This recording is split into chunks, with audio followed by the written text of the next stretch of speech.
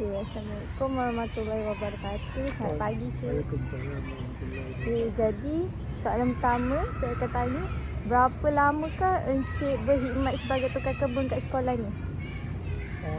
Lebih kurang 4 bulan lebih lah.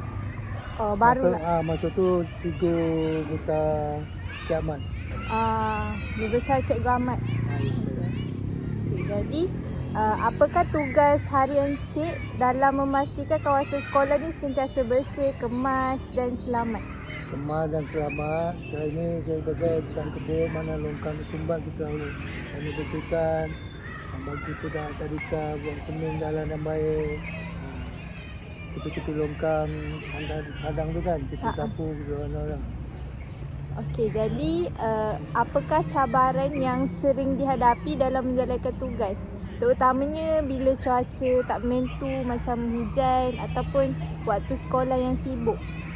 Cabaran. Kalau kita kemas tu macam hari hujan, kita pun tak boleh kerja kat luar, kita kerja dalam belak cermin, tingkap apa. Kita pun tak adalah relax, kita cari kerja, bukan kerja cari kita. Okey. Faham? Okey, terima kasih Cik. Ya. Baru ke tu? Saya